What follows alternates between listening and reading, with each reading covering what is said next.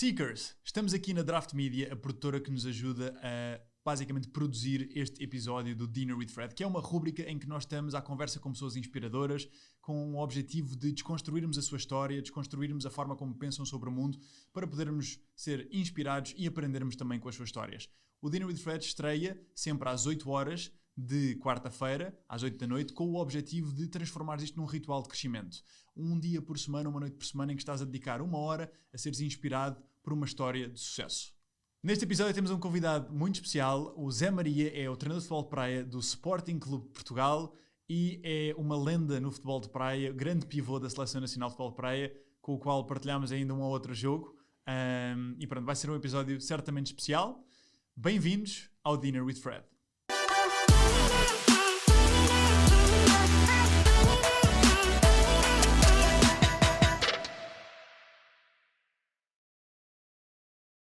Seekers, antes de começarmos este episódio, eu queria aqui apenas dizer algo que é muito importante para mim, que é a crença de que, de facto, para a nossa vida melhorar, nós precisamos melhorar primeiro. Nós somos o agente de mudança na nossa vida e, por isso, é fundamental nós investirmos em nós, investirmos no nosso desenvolvimento se queremos melhorar os resultados da nossa vida. E foi exatamente por isto, por esta crença, por acreditar nisto de forma tão profunda, que decidi criar a Academia do Seekers Club, em que, em conjunto com mentores extraordinários, estamos a co-criar programas, cursos e workshops online, a Netflix do desenvolvimento pessoal, onde podes fazer ao teu próprio ritmo, onde e quando quiseres, e podes investir em ti no teu dia-a-dia. Estes programas são desenhados para todo tipo de pessoas, independentemente do nível de formação, independentemente da sua idade. A única coisa que importa mesmo é que queiras investir em ti. E por isso, se quiseres vir aprender tudo aquilo que não te ensinaram na escola, se quiseres vir investir no teu desenvolvimento pessoal, se te quiseres tornar a melhor versão de ti próprio, tens a possibilidade de o fazer na nossa academia, em seekersclub.com/academia, seekersclub.com/academia.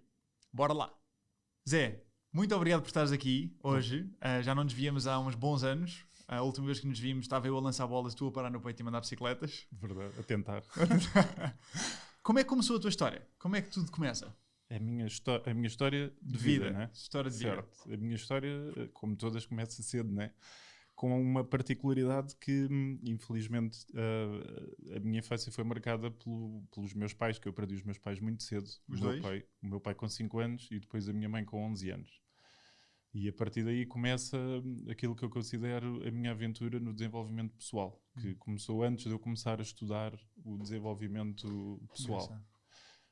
E que mais tarde, quando fiz formação em coaching, atualmente já tenho várias formações em coaching, eu comecei a perceber que havia muitas coisas que ao longo do meu crescimento, desde os 11 anos, que já vinha a aplicar, percebes? Nem sei explicar muito bem como, algumas coisas eu gosto muito de estudar sobre a felicidade e hoje em dia eu percebo que havia a minha teoria do que era ser feliz, afinal não estava tão errada, estava muito próxima do que a ciência hoje em dia diz o que é ser feliz e pronto, e foi esse evento marcou-me para sempre, como é lógico, não é? E tu lembras-te, o que é que te lembras desses momentos? Ainda eras muito novo? Ora bem, são dois momentos distintos, não é? O primeiro, para ser sincero, só tenho assim uma visão muito longe. Aliás, eu lembro-me muito pouco da minha infância. Falo isso com a minha mulher muitas vezes, que ela lembra-se de coisas com 3, 4, 5 anos e eu acho que até aos 15 anos não me lembro. Estou a exagerar, mas Sim. muito tempo não me lembro da minha infância. Lembro-me de relativamente à fase do meu pai, só me lembro da minha mãe a dizer-me, onde eu vivia num duplex, tenho a imagem toda na cabeça e é o pouco que me lembro, mais nada.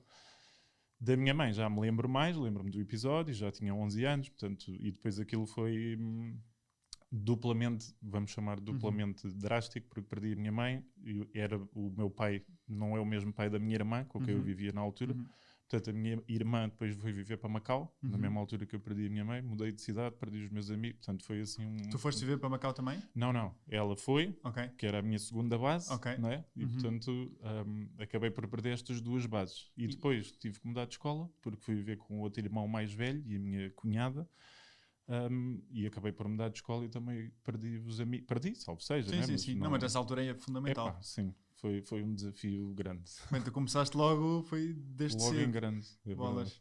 E como é que te fez sentir nessa altura? O que é que tu sentias e o que é que pensavas? Se calhar mais na segunda.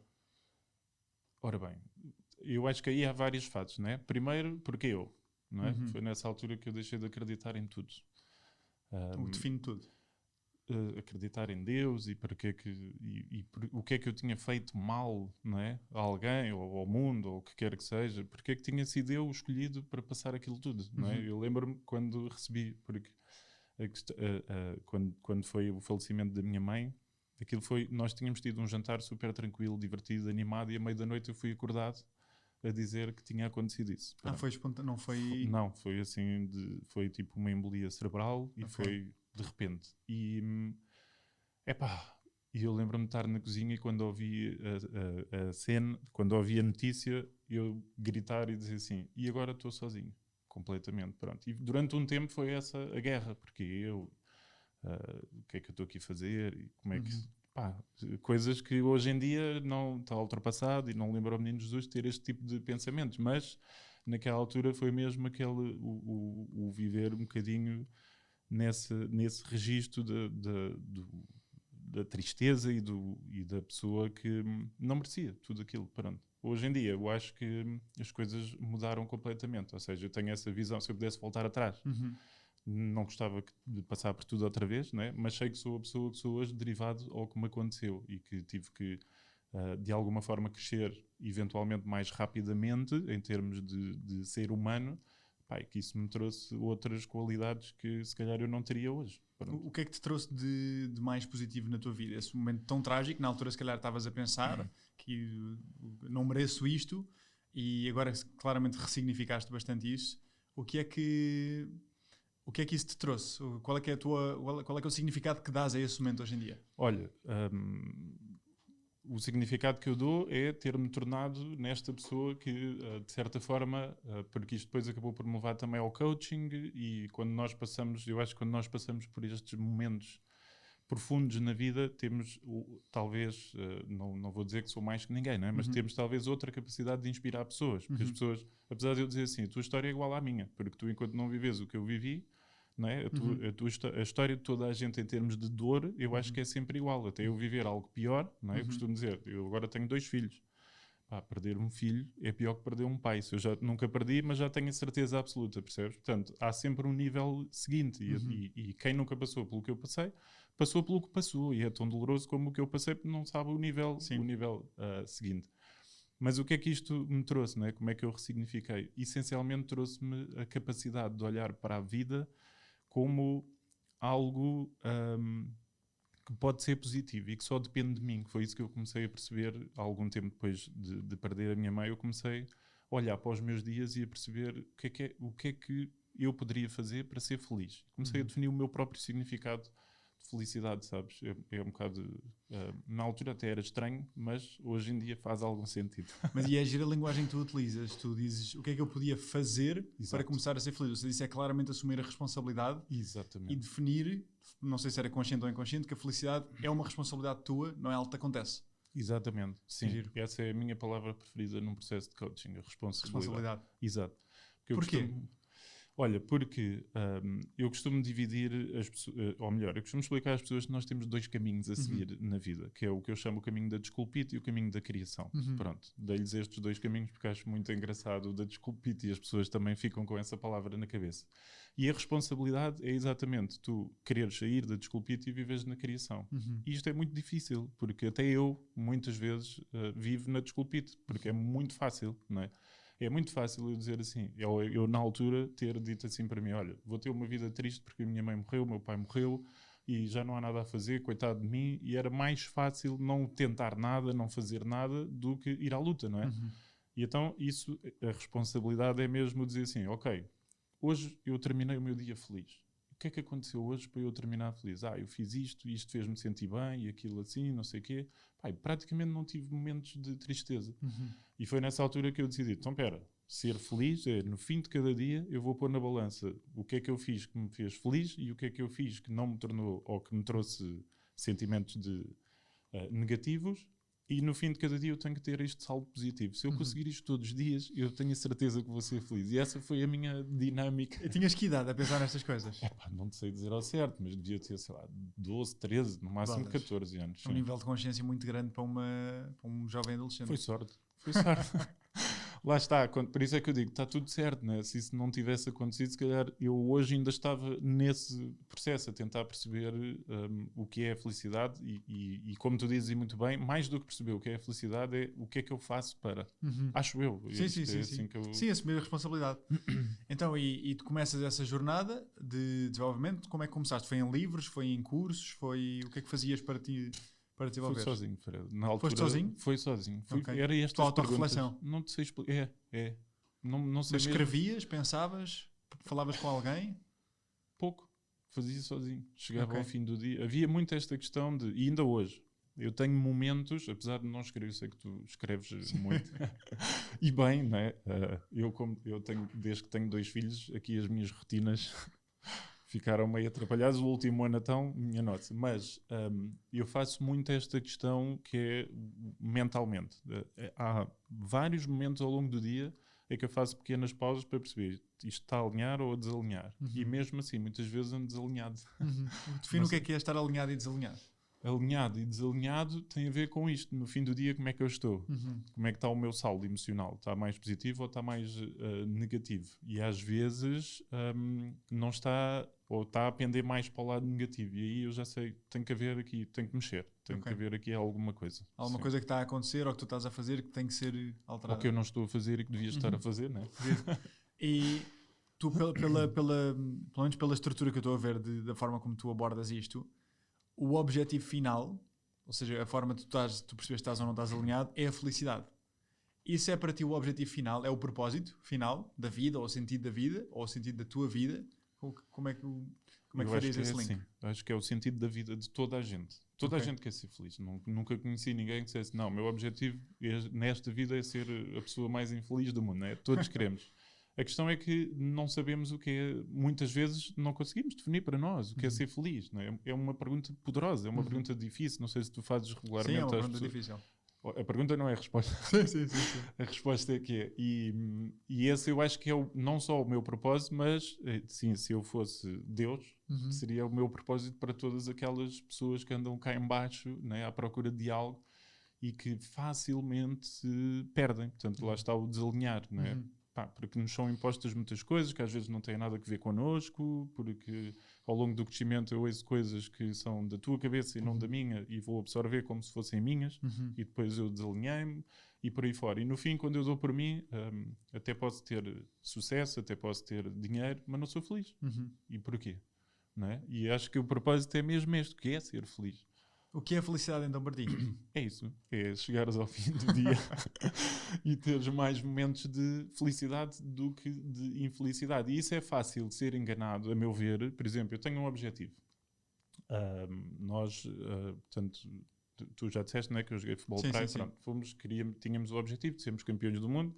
Quando passaste por lá, estávamos nesse caminho. Para conseguir isso eu tenho que passar por cima de tudo. É um objetivo brutalíssimo, né? E então eu tenho que fazer coisas que eu não gosto. Eu tenho que aturar coisas que eu não gosto e que se eu for no fim do dia quando eu fazia o balanço, pesava do lado negativo, né? Então eu tinha que ir buscar coisas para o meu lado positivo, né? Mas depois tu chegas lá, tu és campeão do mundo e o que é que acontece? É uma grande festa, é uma emoção brutal, não tem descrição. Aqueles momentos não têm descrição, as horas a seguir são incríveis, tipo, tu não consegues explicar. Passado 2 dias, voltaste a casa e a tua vida está exatamente na mesma. Principalmente no futebol praia, né? Que é uma modalidade sem É mais digamos... sazonal. É sazonal, é sem exposição, é uma coisa muito amadora, não é? Pronto, aquilo é muito giro, mesmo em termos de reconhecimento e visibilidade. No Campeonato do Mundo foi brutal, passado 2 dias, pronto, acabou. O Zé está em casa, não é? E isso não é felicidade, a meu ver. Portanto, isso pesou ali naquele momento, mas se eu não tiver aquele meu equilíbrio, se eu não procurar o tal meu equilíbrio no dia-a-dia... Na rotina, então. Eu vou-me deixar enganar, eu vou fazer tudo para ser campeão do mundo. Quando eu for campeão do mundo, eu vou ser a pessoa mais feliz do mundo. Eu lembro-me de pensar isto e dizer isto. Eu vou atingir o meu objetivo que eu, com 14 anos, com os meus amigos, e saía da praia para ir vê-los a jogar futebol de praia um dia, eu vou lá chegar, portanto, aí é que eu vou ser feliz. E depois não é assim, não é, tem que ser no dia-a-dia. Como tu falas muito dos rituais, né? O que é que eu faço todos os dias, quais são os meus hábitos. Pronto, eu acho que passa muito mais por aí do que grandes feitos. Deve haver muita gente com grandes feitos que no fim não é feliz. Que engraçado. Eu concordo a 100%, é o que nós fazemos na nossa rotina. Então, mas vamos entrar por aí. 14 anos. Eu não sabia que tinha começado tão cedo para ti. Com 14 anos, como é que começa essa paixão pelo futebol de praia? Na praia, com os amigos, a jogar a bola. O meu avô tinha uma casa ali nos Casais de São Lourenço, que é ao pé da Ericeira. E foi quando também começou a surgir o futebol praia na televisão. Pá, e eu, que sempre adorei futebol, comecei a assistir a esses jogos com os meus amigos. Depois íamos para a praia, fazíamos os jogos. Mas faziam tipo profissional ou faziam aqueles Profissional? montinhos de areia? Primeiro era. Depois lá a Câmara de Mafra fazia uns mini torneios, ainda com balizas de handball e tudo mais. E começámos a entrar nesses torneios. Pá, e ali na zona ganhámos tudo, com alguma facilidade, mesmo com 14 anos e eu jogar com adultos, com séniores. Tu tens que idade agora? 38. 38, ou seja, 14 anos foi há 24 anos atrás. Nem sabia fazer essa conta. 24 anos atrás. Ok, tu começas, ganhas estes torneios amadores, Tudo até amador. a séniores. Ok. Sim, praticamente até séniores, sim. Okay. Depois decidimos, olha, vamos sair daqui porque isto já não dá luta e andámos pelo país até que chegámos à Nazaré, que havia na altura um grande torneio, 24 horas e um torneio de um mês e tudo mais. Mas espera aí, mas entretanto estudavas também? Ou... Sempre. Eu Estudavas? deixei futebol de 11 por causa dos estudos. Ok, então jogavas futebol de 11 também? Não, isso no Cascais, há Ok. muitos anos jogava no Cascais. Antes dos 14 anos? Não. Antes dos 14 anos. Ou ali, houve uma altura que eu jogava no verão futebol praia e no inverno jogava futebol de 11. Sim, porque Ok. eu parei o futebol de 11 em júnior. Ok, Porque fui convidado para ir do Cascais para o Estoril ok. e quando chego ao Estoril faço o treino, não sei o quê, estava tudo bem, ia avançar e eles dizem que os treinos são todos os dias de manhã Ok. e na hora eu disse, esquece, não Porquê? vou. Porque eu tinha os estudos sempre em primeiro lugar. Porquê? Sempre. Olha, não é porque sou uma pessoa incrivelmente estudiosa. Basicamente, quando perdi os meus pais, passei a receber uma pensão de sobrevivência. Pensão essa que tu não podes chumbar um único ano. Se Ok. eu chumbasse um ano, se eu perdesse um ano, qualquer coisa que acontecesse, perdia o direito a toda a pensão. Portanto, olha, nunca chumbei um ano, à custa disso.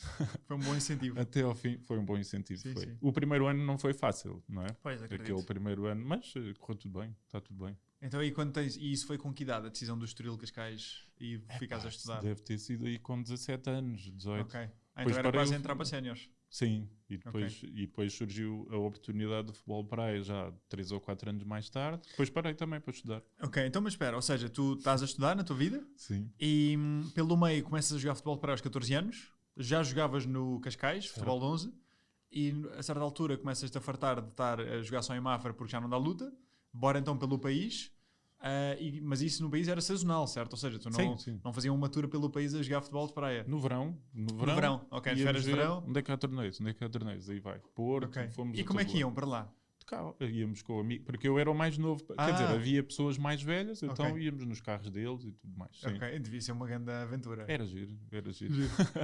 E lembras-te assim de algum episódio dessa altura? De quando começaste a jogar futebol de praia? Assim, uma grande derrota ou uma grande vitória?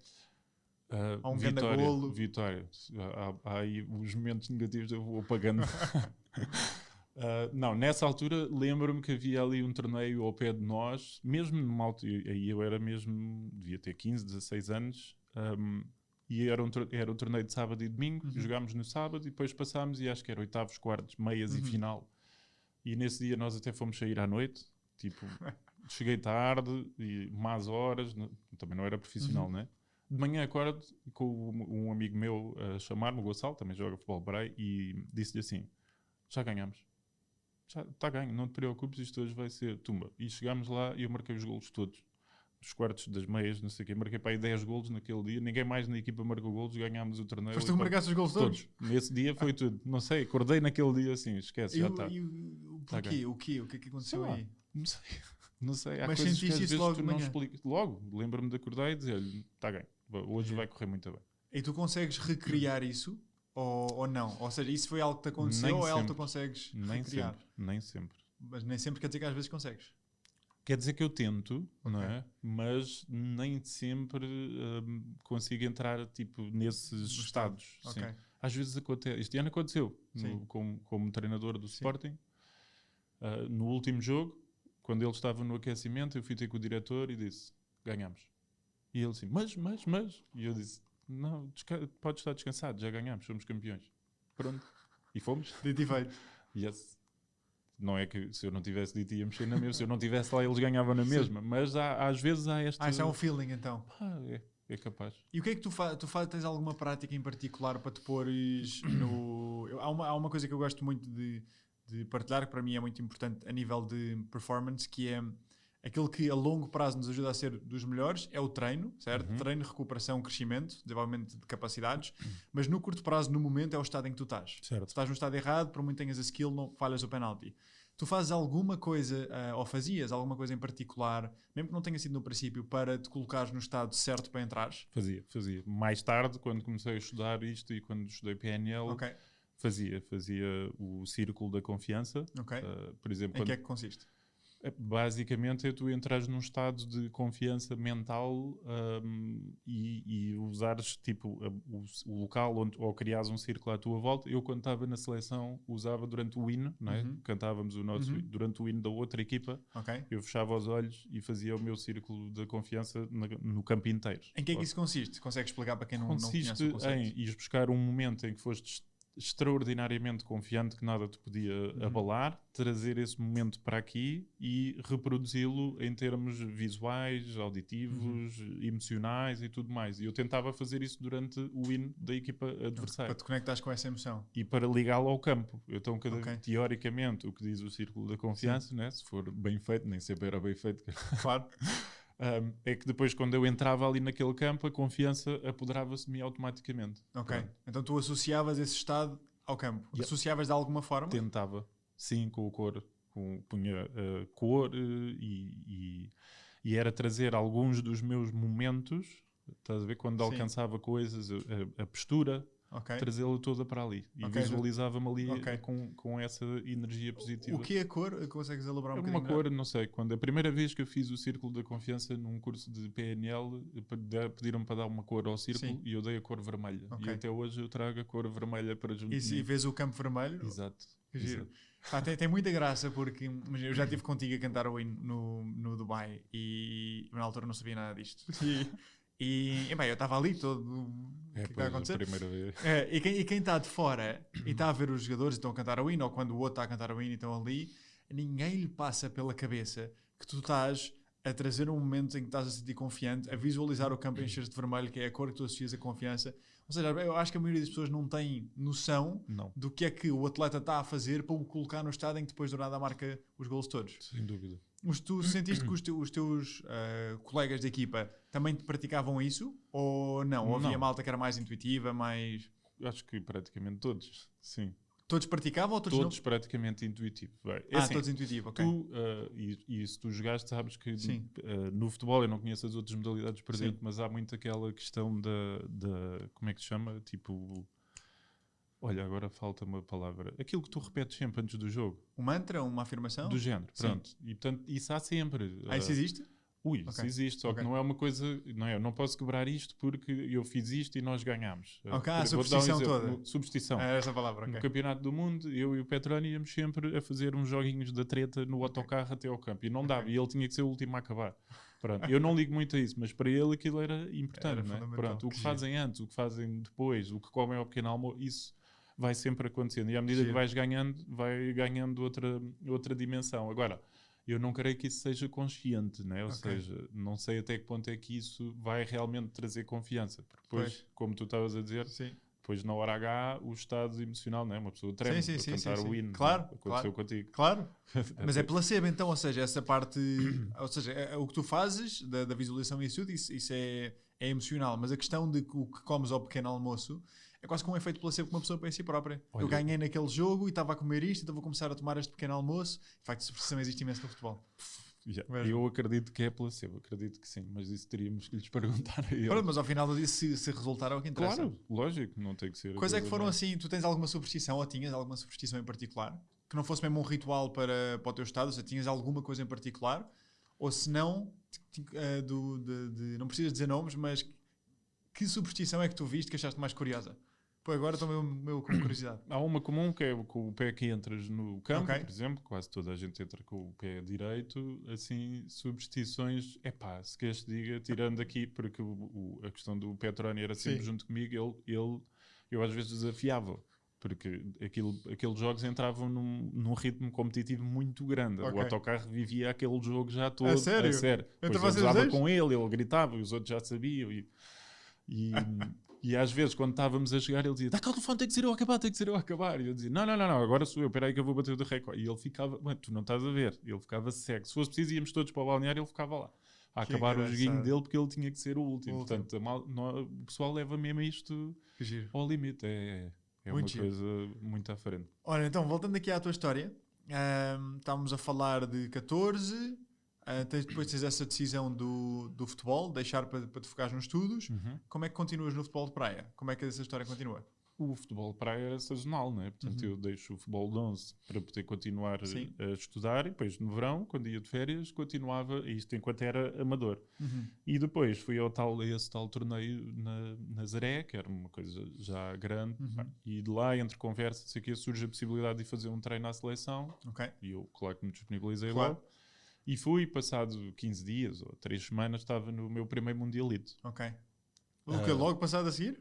Logo, foi assim, fiz meia dúzia de treinos e fui ao Mundialito, que foi um erro do treinador na altura, porque era muito novo, não tinha experiência. Lembro-me de passar a bola ao árbitro. Nessa altura não conseguia fazer nada, né? Então, porque estavas demasiado nervoso? Demasiado nervoso. Lembro-me de receber uma bola, olhar para o chão para proteger a bola, vejo umas pernas a passar rápido, assim, junto à linha, tiro lá a bola.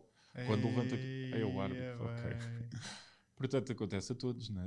Como eu digo sempre, só não acontece a quem não está lá. Exatamente, é muito verdade. É o que eu tento passar ao meu filho. E isto, agora perdi-me. Ou seja, mundialito, fez o teu primeiro mundialito? Depois saí outra vez, por causa dos estudos.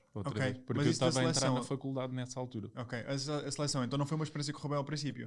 A primeira experiência? Quer dizer, correu bem porque ganhámos o mundialito. Foi preciso eu lá chegar e jogar mal para ganharmos. Foi aquela energia... Não, mas foi o primeiro que ganhámos, portanto correu bem, foi uma experiência incrível. Foi o primeiro mundialito que a seleção ganhou? Portugal ganhou. Que engraçado. Portanto, quem é que eram os craques da altura? Era o Hernani, ainda o Zé Miguel era o guarda-redes, era o Madger, o Alain, o Belchior. Essas lendas já lá estavam também? Já. Mas tinhas 18 anos na altura?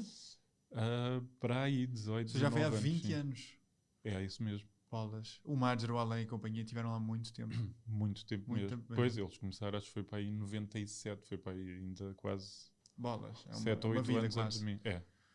Também ele já tem 60, 70 anos. Exato.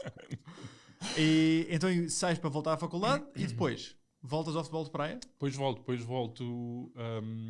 Já houve um dia, eu estava a falar com um amigo meu e surge, não sei se tu acompanhaste na altura que houve aí uns torneios que era com o Benfica, o Sporting e o Porto, e dava a hora do almoço. Em que altura? Tinhas que idade? Devia ter 20 e poucos, 24, 25, digo eu. Tinhas 24, 25... eu era muito puto. Aí 2008. Sim, era muito miúdo. 2007, 2005, devia ser por aí. Eu tinha os meus 12, 14. Está certo. E então, às tantas, há um amigo meu que conhecia na altura o treinador do Benfica, que era o José Rachão. E ele, não sei o quê, olha, gostavas que eu falasse com ele? Já, amanhã estou lá, diz-me onde é que é para jogar Benfica, bora, estou lá. E foi assim, ele falou, e tal, fui lá, pronto, e correu logo tudo bem. Entrei, o primeiro jogo que entrei, marquei logo 1 ou 2 golos, assim, de rajada. Porque na altura o futebol para ainda era muito malta que vinha do futebol de 11 e que não tinha propriamente muita experiência de areia, então era fácil tu vires da areia e conseguires marcar a diferença de alguma forma. Sim, é completamente diferente. A nível completamente diferente. É tudo diferente. Desde a forma como corres, como controlas a bola, né? É tudo diferente. De que forma é que é diferente? Para quem está a ouvir e nunca jogou futebol de praia e tem curiosidade, de que forma é que é diferente do futebol de praia ao futebol? De que forma? Nos vários aspectos. Em tudo. Pronto. É diferente em termos táticos, não tem nada a ver uma coisa com a outra, nem tão pouco com o futsal, ok? Eu não percebo nada, zero, de futsal. Felizmente tive aqui algumas interações com o treinador de futsal do Sporting, porque há semelhanças que tu podes ser para agarrar, né? Não deixa de ser um desporto com bola, e ele ajudou-me bastante aqui em algumas coisas, mas no fim de contas não tem nada a ver, porque o futebol para é uma coisa muito específica, tu não consegues correr tanto. Né? O jogo nunca pode ser tão rápido. No futsal eles andam muito em carrossel.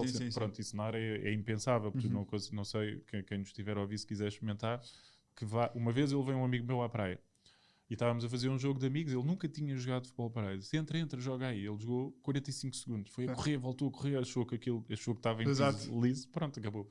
E essa é uma das grandes diferenças, é que tu tens que saber correr, tens que saber quando é que vais correr, para onde é que vais correr, se vale a pena, se não vale a pena.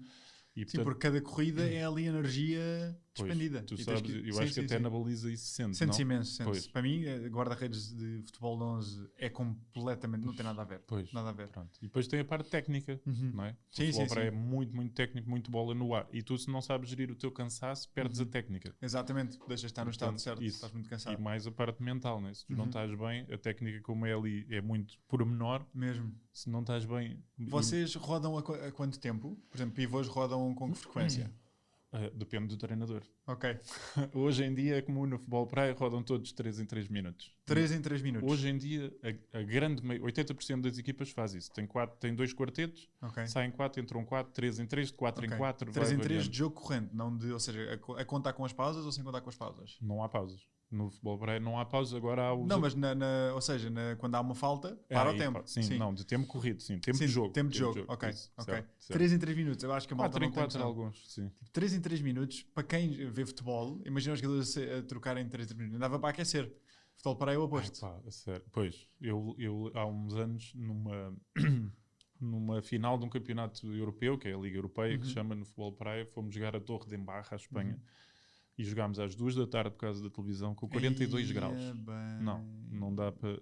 É inexplicável. Era sair do campo e eles enchiam-me de gelo aqui, nas fontes, nas virilhas, e eu voltava a entrar ainda a ferver. Pois. Por isso, os 3 minutos é uma loucura mesmo. 3 minutos... Sim. Eu desafio as pessoas que nos estão a ouvir a experimentarem fazer 3 minutos com intensidade em areia solta. Sim. Não sei se já viram, mas não é areia... Não juntar água. E adicionar isso, toda a parte mental, o stress, não sei o quê. Uma das coisas que para mim me marcou muito quando comecei foi também a parte do posicionamento do corpo, a cena de proteger a bola. Há muito jogo de corpo. Sim. Muito jogo de corpo. No futebol não há tanto.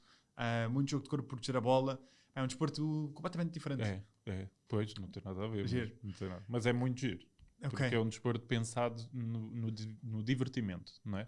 Tanto que acho que é o único que tem música durante os jogos. É verdade. Pronto, portanto, logo aí está visto. E as pessoas que vão, principalmente presencialmente, agora não há, né? Mas quando havia o público, quem ia nunca tinha visto e de repente vai presencial, fica fã do futebol praia para sempre. É muito giro, é divertido. É muito giro.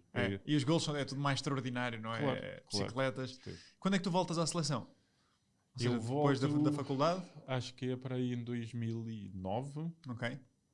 Eu depois já fui a um campeonato do mundo em Marselha.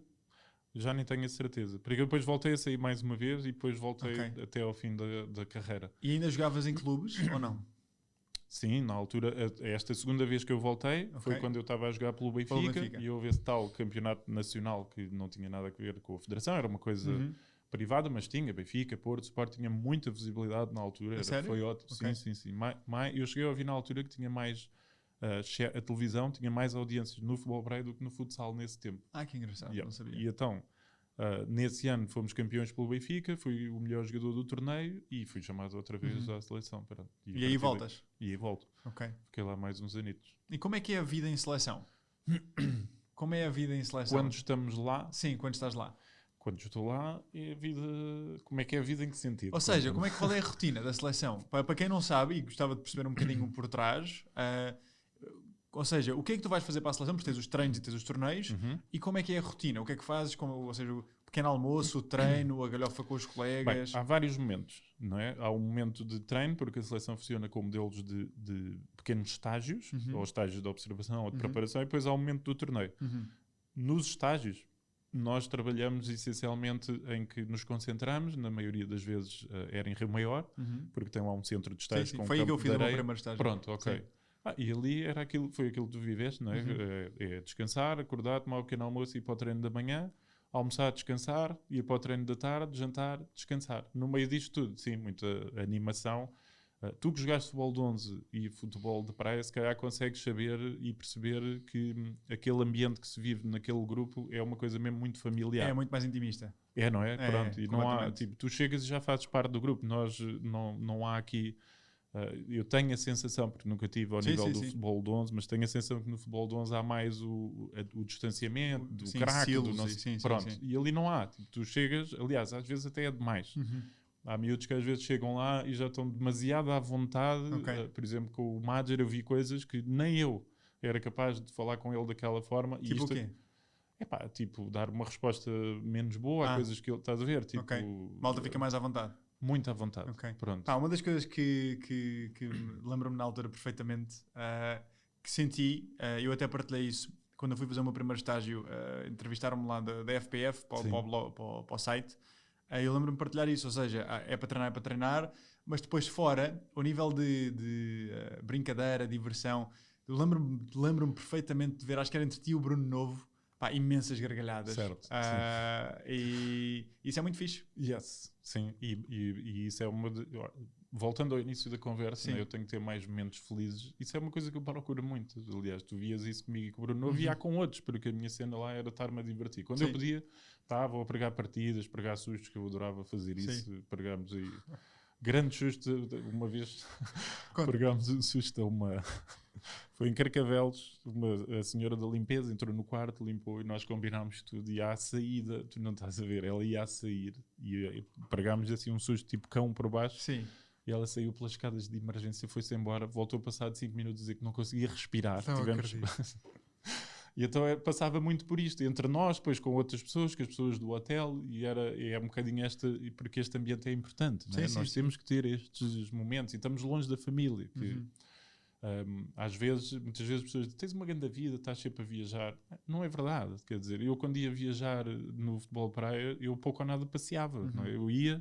Hotel, campo, estar lá, ou estar em Portugal. É óbvio que é giro, não é? Eu posso dizer que passei por muitos países e tudo mais. Mas não fui de férias.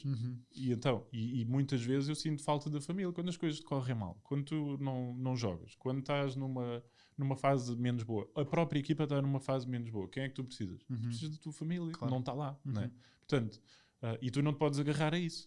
E então é muito importante criares este ambiente, e eu acho que nisso nós éramos mestres, e acredito que eles ainda sejam, não é? E diz-me uma coisa, uma das coisas que tu ressalvaste aí, que para mim fez-me imensa confusão quando me juntei, e imensa confusão porque eu acho que eu estava na altura também já na perspectiva de criar a minha empresa, e a cultura de trabalho corporativa e a nível de empresa e empreendedorismo é muito work hard, ponto. Não há o balanço. Ou seja, estás a trabalhar, trabalhas, dormes, acordas, trabalhas, que eu acho erradíssimo hoje em dia, mas na altura era o meu modelo do mundo. E depois ia na seleção e no futebol de praia, tu tinhas momentos, ou seja, tu acordavas, tinhas o treino da manhã, um treino super intenso, e depois tinhas o da tarde. Mas existiam períodos de pausa muito grandes. E para mim era uma coisa do género, mas eu quero ir treinar, eu quero não sei o quê, sem reconhecer, na altura, sem ter a capacidade de reconhecer que se eu estivesse sempre a treinar, não recuperava, não crescia e ia me lesionar. De que forma é que o balanço entre pressão e recuperação é que é aplicado, seja na seleção, seja tu próprio aplicas nos teus treinos hoje em dia?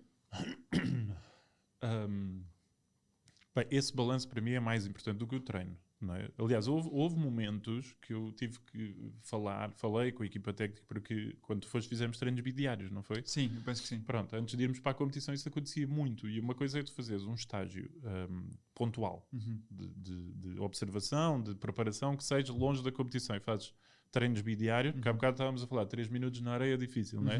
1h30 é mais difícil ainda. 1h30 de manhã e 1h30 à tarde ainda mais difícil é. E eu não consigo fazer as coisas a brincar. Pronto. Sim, portanto, levas quando eu vou, estou a treinar, é para dar tudo. E ainda hoje é assim, eu se tiver que treinar, tem que ser, lá, é no limite, eu gosto de dar tudo. E houve uma altura, por exemplo, que eu tive que falar com a equipa técnica, porque eu chegava aos torneios com dores musculares, porque era demasiado treino para mim. Portanto, é muito importante, mesmo muito importante, haver estes momentos de, ok, deixa o corpo recuperar. E ao mesmo tempo é muito importante deixar a mente recuperar, né? Porque eu não posso estar só a pensar. Eu acho, isto é a minha visão, cada um pode ter. Eu não sei se o Ronaldo pensa assim, que para mim é o... Não, mas ele prioriza muito a recuperação também. Muito. Do corpo. Sim, do corpo. Certo, e eu digo da mente, pronto, que é desfocar. É importante, às vezes, imagina, tu em eventos importantes há momentos que aquilo está em loop, não é? Tu estás em loop. Vai ser assim, vai ser não sei o que mais. Há momentos em que tens que parar e dizer assim, calma, o que for está tudo certo, está tudo bem, está-se bem. Se perdeste, se ganhaste, deixa chegar o momento e desfruta. Pronto. Uhum. E isto eu acho que é muito importante conseguirmos fazer, porque senão entramos naquele estado de ansiedade brutal. Temos sempre ansiedade. Acho que é impossível entrar num evento importante sem ansiedade. Claro. Mas saber fazer uma pausa e dizer assim, o que tiver que acontecer, vai acontecer. Faz o teu melhor, faz o teu, não é? Faz os teus treinos, faz o teu trabalho todo e depois logo se vê. Isso é importante. E, portanto, a pausa para o corpo e para a mente, a meu ver, são fundamentais para o sucesso depois no final. Ok. Então, terminando aqui a tua jornada na seleção, os últimos anos foram os anos assim dourados. Não sei se antigamente também não estava tão presente, se houve assim uma época tão boa no futebol de praia como nos últimos anos. Mas nos últimos 3, 4 anos, para aí... 2015. 2015. O ano para mim, não é Sim. para a seleção. Para a seleção é capaz de ser o 2019, mas para mim 2015. Ok. Porquê? Porque junta tudo para além da seleção. Na seleção fomos campeões europeus, fomos campeões do mundo e ficámos em terceiro lugar nos primeiros Jogos Olímpicos Europeus. Ok. Pronto. Nesses primeiros Jogos Olímpicos Europeus, agora a nível pessoal, que eles também sofreram, foi o nascimento do meu primeiro filho. Eu não estava cá. Não estavas cá quando Estava ele em nasceu? Baku. Ok. E foi mais um episódio doloroso. Foi agreste. Foi giro, porque a ideia era trazer a medalha de ouro para o Afonso, e acabei por trazer a de bronze, está lá, é espetacular, mas foi um momento incrível. Portanto, esse ano de 2015 foi brutal. No mesmo ano em que abri o ginásio, Depois foi interessante abrir um ginásio. certo? Portanto, quer dizer, esse ano de 2015 foi incrível. E esse momento e o nascimento do meu filho e tudo mais foi assim um ano absolutamente fenomenal. E depois, na altura, ainda em termos de clubes, também fui campeão nacional. Ok. Esse ano, no último Jogavas segundo, na altura pelo Braga. pelo Braga. No último segundo do jogo decisivo, marcámos o gol e fomos campeões. Como é que foi o gol? Foi um lance em que lançaram a bola para mim, eu tento fazer a bicicleta e acho que é o Coimbra vem e corta a bola e depois o B apanha a bola e chuta junto ao poste e o árbitro apita no momento em que a bola está a entrar. E depois fomos campeões da Europa com um gol meu a terminar também no apito. Ainda houve lá uma grande discussão se eu tinha cabeceado antes ou depois do apito do árbitro. Portanto, esse ano foi incrível. Engraçado. Foi muito intenso. Que impacto é que ser pai teve na tua vida? Ser pai é uma... Olha, falando em desenvolvimento pessoal, na minha opinião, de todo o meu projeto, foi o maior desafio... Está a ser o maior desafio a nível de desenvolvimento pessoal. De que forma? Da forma em que coloca em causa coisas que eu achei que eram certas. Por exemplo, tu olhas para mim, ele é um rapaz calmo, quer dizer, tu conheces-me a jogar, se calhar viste-me com os árbitros, eu não era muito calmo, mas no dia-a-dia eu sou uma pessoa tranquila, eu sou calmo. É difícil tirar-me do sério, hoje em dia é difícil irritar-me. Com eles é muito fácil. E este ano então é o maior desafio de sempre, Que idade não é que tem? 2 e 5. Faz 3, agora 1 e...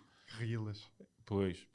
Reguilas, agora 24 horas por dia em casa. Portanto, há muitas coisas que eu achava, né, que eu controlo-me, eu controlo as minhas emoções, eu consigo fazer, eu sou, eu posso, eu mando na minha vida, né? Pronto.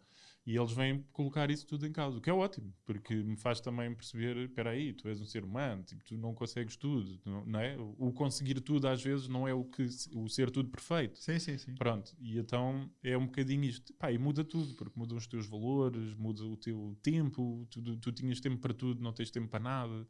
Não podes estar um momento em casa, eu não consigo comer nada, tudo o que eu como, eles já estão lá, parecem cães à minha volta, a dizer, dá um bocadinho.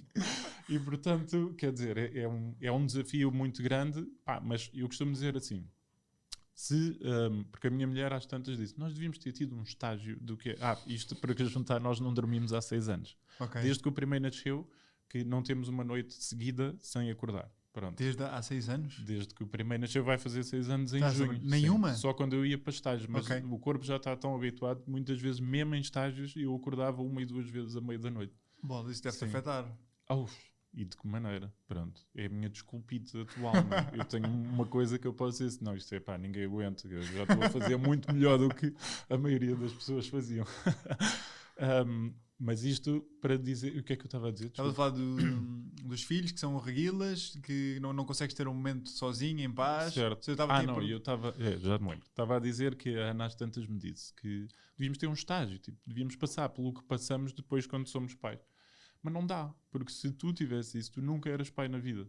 Porque tu precisas do outro lado, que é a tal emoção que é indescritível. Às vezes quando tu olhas para a cara deles e tu não consegues descrever o que estás a sentir por dentro. E se não houvesse isso, ninguém... Eu acho, quer dizer, há pessoas que podem ter uma visão diferente, né? Mas se não houvesse esse lado, era muito difícil. Então, ou seja, essa emoção é a única coisa que te permite lidar com a insanidade de acordar não sei quantas vezes por noite e de não ter um momento para ti. Claramente. É impressionante como um sorriso de um ser humano te pode trazer um sentimento tão forte que tu não consegues descrever por palavras.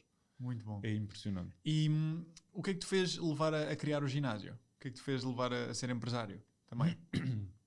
Olha, isso foi um acaso, porque eu e a Ana vivíamos no Montijo, depois de um dia para o outro decidimos ir viver para a Ericeira sem um plano sustentável, né? Passámos ali as passas do Algarve, ela foi trabalhar para um sítio em que as coisas não correram muito bem, também ganhava muito pouco, eu não tinha nada que trabalhar. Só jogavas futebol praia?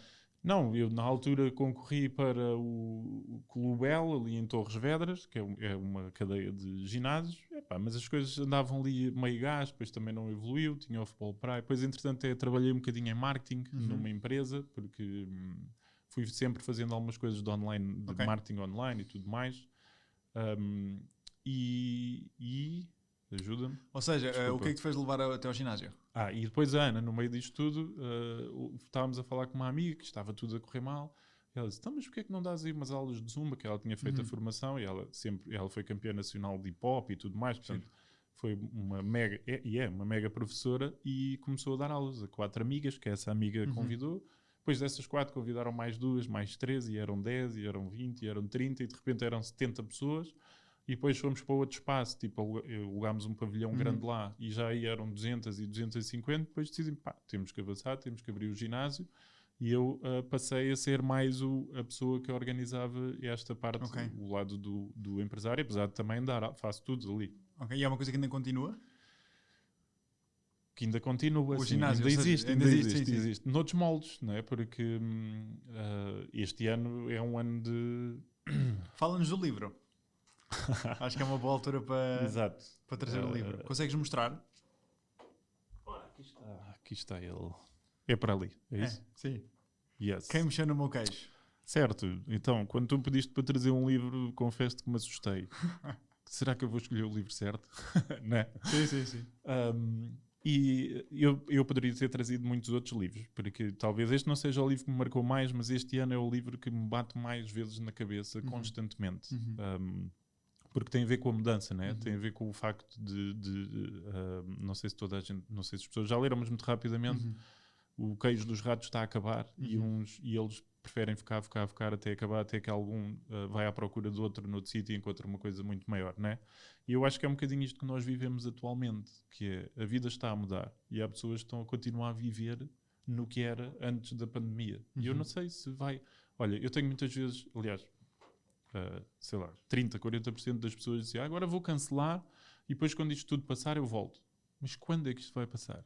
E tu vais o quê? Deixar de treinar? Treinar é essencial para a tua mente. Não é? As pessoas às tantas já esquecem-se que estamos a passar um momento difícil, mas temos que encontrar.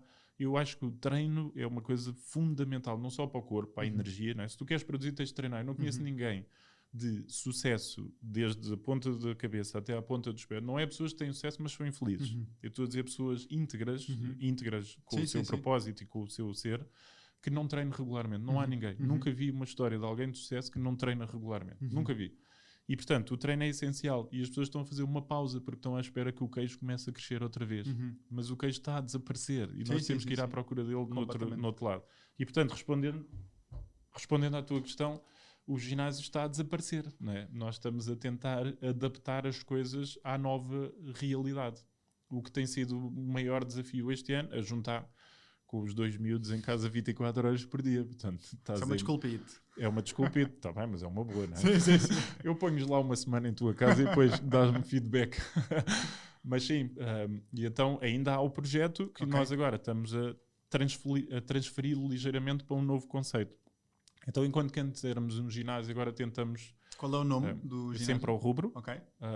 E agora a lógica é, e o próprio slogan e no logotipo, transformamos o gym em wellness, em bem-estar, e é treinar, nutrir e viver. Porque acreditamos que são as 3 áreas que vão ajudar o ser humano a ser mais feliz. Voltando ao início, né? Porque eu preciso do treino, eu preciso de uma boa alimentação e eu preciso de o viver em termos de mindset. Eu preciso de ter a minha cabeça bem estruturada e bem organizada. E então são estes 3 pilares que nós queremos daqui para a frente dinamizar e essencialmente online, pelo menos para já, até ver, né? Porque quando é que tu vais estar à vontade a treinar a meio metro de outra pessoa? Se calhar não é assim tão rápido. E pelo meio, antes de fazer aqui uma última pergunta, só falar um bocadinho da tua experiência como treinador do Sporting. Pelo meio também és treinador de futebol de praia do Sporting. Exato. Como é que está a ser essa experiência? Incrível. E o que é que te fez ir para aí?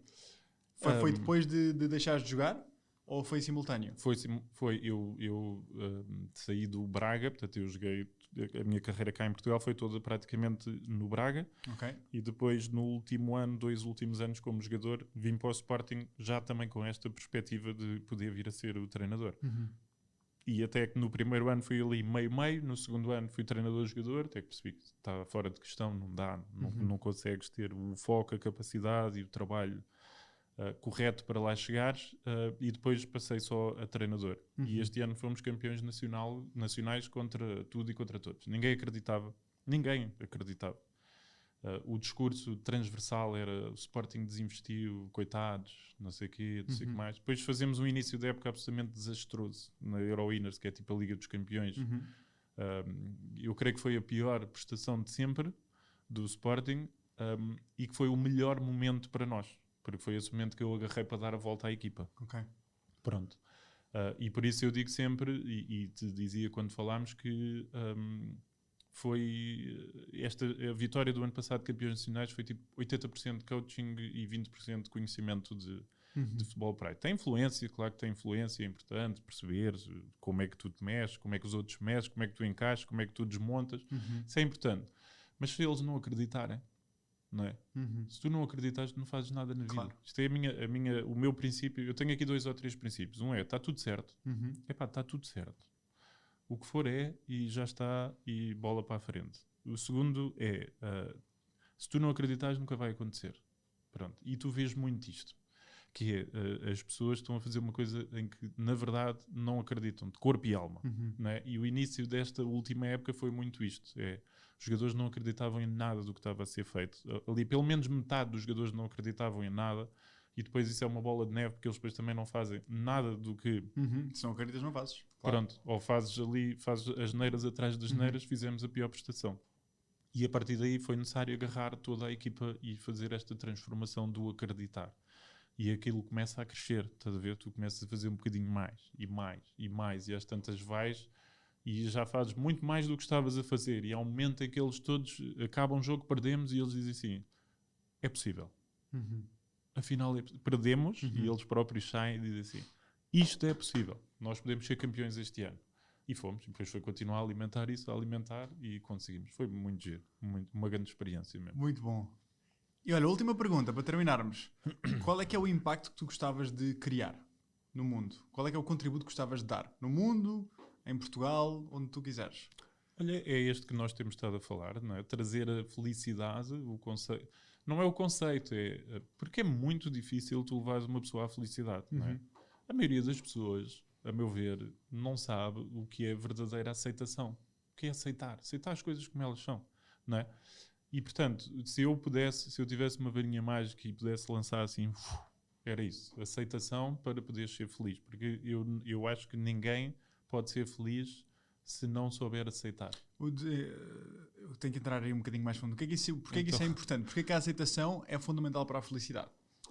Porque se tu não aceitares, vives do lado da desculpite. Não é? Vives na raiva, vives na angústia, vives no ressentimento, vives na fúria, vives na vingança, não é? Alguém te faz mal. Não é resignação, é aceitação, não é?